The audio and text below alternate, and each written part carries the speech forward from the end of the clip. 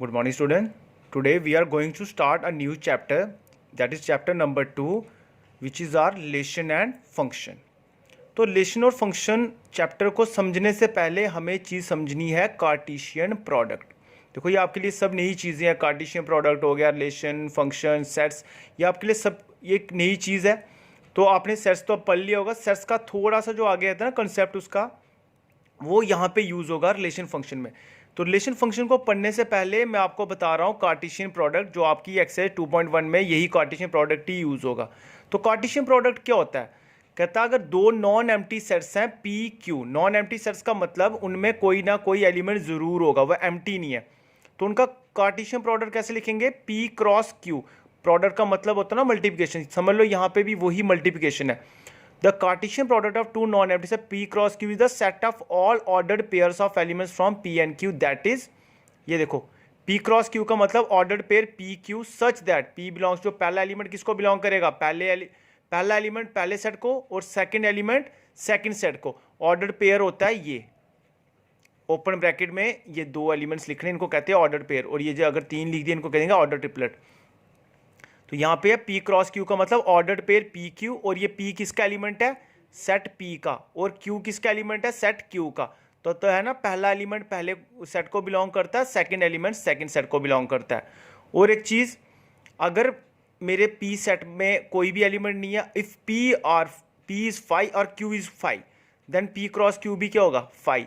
अगर ऐसे होता है, अगर पी नॉन जीरो है, पी में कोई एलिमेंट है और क्यू 5 है, तो तब भी P क्रॉस Q का प्रोडक्ट तब भी 5 होगा। सेम केस यहीं पे भी होगा। अगर Q में कोई प्रोडक्ट कुछ भी एलिमेंट है, नॉन जीरो है, और P क्या है? एम्प्टी है, तब भी उनका प्रोडक्ट क्या होगा? तब भी 5 होगा। तो मैं बताऊंगा कार्टेशियन प्रोडक्ट करेंगे कैसे।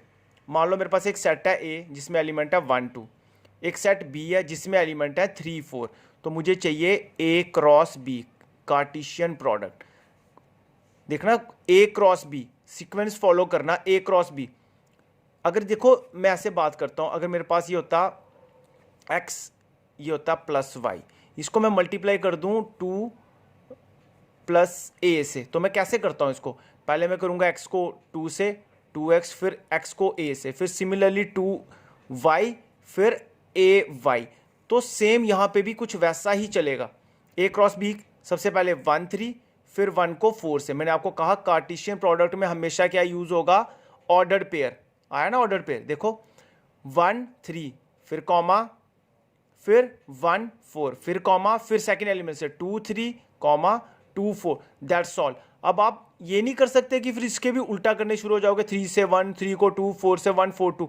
वो कब होगा? ये आपके आगे A क्रॉस B। अगर मैं बोलता हूं B क्रॉस A, अब B वाले एलिमेंट्स पहले 3 1, ठीक है, 3 2, ठीक है, फिर 4 1 कॉमा ऑर्डर पेयर 4 2।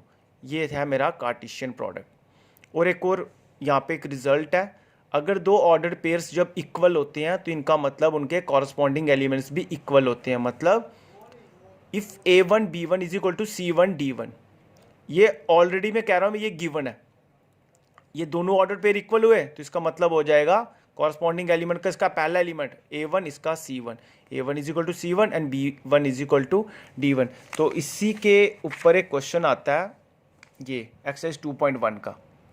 ये ऑर्डर पेयर ऑलरेडी इक्वल दिए हैं, x/3 + 1 और y - 2/3 इज इक्वल टू 5/3 1/3। ये ऑलरेडी इक्वल है, तो इसका मतलब पहला इसका ये एलिमेंट ये इसके इक्वल, x/3 + 1 5/3 के, और सेकंड एलिमेंट सेकंड के। तो यहाँ से सिंप्लीफिकेशन की x2 आया, y1 आया। और आपको एक और चीज़ बताता हूँ, अगर नंबर ऑफ एलिमेंट्स किसी भी सेट में है, मान लो number of elements in set P2 and number of elements in set Q3, then number of elements in P cross Q कितने हो जाएंगे? इनको सीधा मल्टीप्लाई। अगर ये P सेट में मान लो x है और Q सेट में मान लो कितने हैं? y, तो n P क्रॉस Q क्या हो जाएगा? सिंपल मल्टीप्लाई कर दो यार x y। एक सेट में 2 एलिमेंट है, दूसरे में 3 है, तो मल्टीप्लाई करेंगे कितने हो गए दोनों को? 6। तो टोटल नंबर ऑफ एलिमेंट्स में कितने आएंगे? P क्रॉस Q में 6। तो यही अब आपका क्वेश्चन नंबर है 2। कहता अगर एक सेट में है 3 एलिमेंट्स, सेट A में है 3 एलिमेंट्स और सेट B में भी कितने हैं? देखो वो भी number of elements in set B कितने हैं, वो भी 3 हैं। तो total number of elements in A cross B के होंगे 3 और 3 मल्टीप्लाई कर दिया, आ गया 9। That's all. और क्वेश्चन नंबर 3, G78 H में है 542, तो इनका मुझे चाहिए G क्रॉस H और H cross G। G cross H करो फिर से 75 74 ऑर्डर पेयर 72 कॉमा फिर 85 order pair 84 comma order pair 82। तो सिमिलरली H क्रॉस G भी कर दोगे 5758 54748 फिर 2728, तो वो आपके लिए। तो आज हम इतना ही पढ़ेंगे, इसके बाद हम कल करेंगे इसका क्वेश्चन नंबर 4 5 ऑनवर्ड्स करेंगे, फिर रिलेशन फंक्शन की भी आपको डेफिनेशन, उनके रिलेटेड जो भी क्वेश्चन होंगे वो भी करेंगे। तो तब तक के लिए क्वेश्चन ज़रूर करना और ये सारा प्रॉपर्टीज़ इसकी लर्न कर लेना, ये डेफिनेशन ज़रूर लर्न करना उसकी।